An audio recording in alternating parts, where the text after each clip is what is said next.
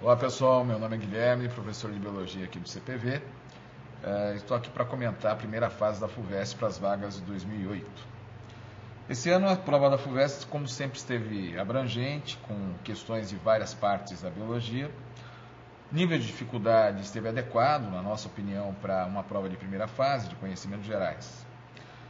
Vamos destacar uma questão, a questão 86, em que não havia alternativa correta, né?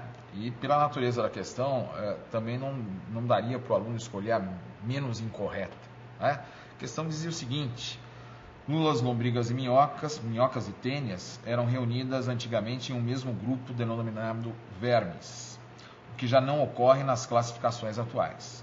Sobre as características morfológicas e desenvolvimento desses animais, é correto afirmar que... Então, na alternativa A, ele dizia que lulas, minhocas e tênias possuem celoma, o que não é verdade, né? Lulas e minhocas, sim, as tênias são pseudocelomadas, aliás, são acelomadas. Na alternativa B, que é o gabarito da FUVEST, né, você tem que as minhocas e lulas apresentam metameria, que não é encontrada nas tênias e lombrigas. De fato, tênias e lombrigas, né, Plateumintes e Nematelmintes não têm metameria.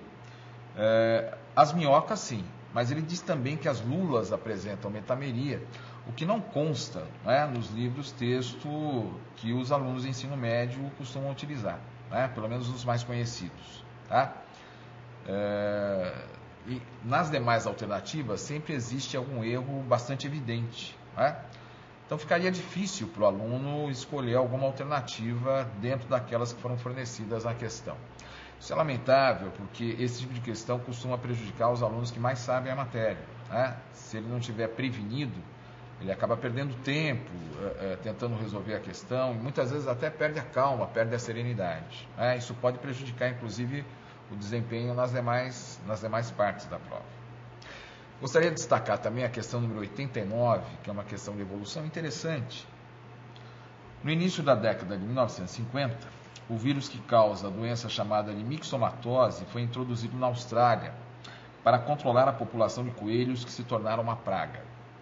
Poucos anos depois da introdução do vírus, a população de coelhos reduziu-se drasticamente.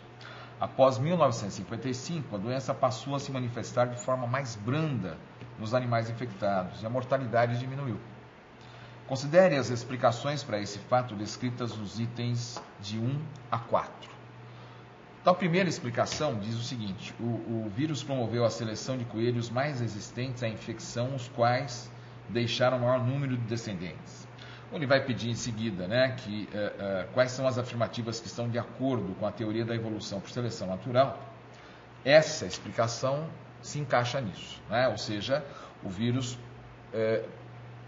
promoveu maior mortalidade entre os coelhos e indivíduos que eram mais sensíveis, né, ao próprio vírus. E assim acabou selecionando aqueles que eram mais resistentes, que por sobreviverem mais tempo deixaram o maior número de filhotes. Esse é tipicamente, né, um exemplo de como funciona a teoria da evolução do Darwin, né, por seleção natural. E a segunda afirmação também é interessante: linhagens virais que determinavam a morte muito rápida dos coelhos tenderam a se extinguir. A gente sabe que os vírus são parasitas intracelulares obrigatórios, e como todo parasita, quanto mais tempo o seu hospedeiro sobreviver, maior será a sua taxa de multiplicação, a sua taxa de reprodução. Quando o parasita mata muito rapidamente o seu hospedeiro, ele é muito violento com relação ao seu hospedeiro, ele está prejudicando a si próprio, né?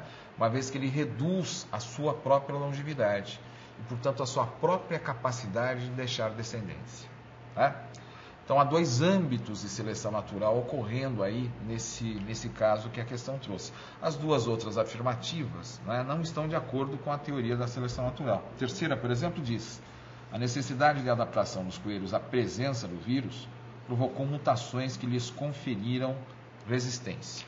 Isso parece mais com alguma coisa no âmbito da teoria lamarckista, né, a lei do uso e desuso, a necessidade desenvolvendo uma determinada capacidade automaticamente, né?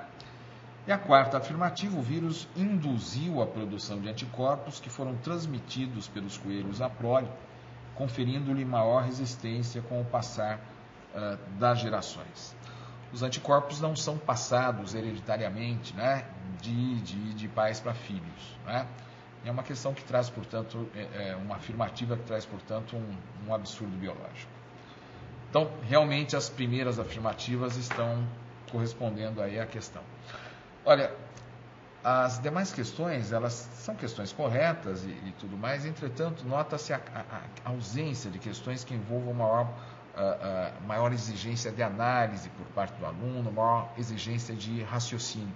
São questões que trazem meramente informações, o que é sempre de se lamentar, né? Uma prova como a FUVEST, que tem a tradição de ser uma prova que exige um certo nível de informação e raciocínio, esse ano deixou a desejar nesse quesito, né? Mas mesmo assim, espero que vocês tenham ido bem na prova, né? E que a gente se encontre novamente na correção da segunda fase, ok? Um abraço, gente, até mais.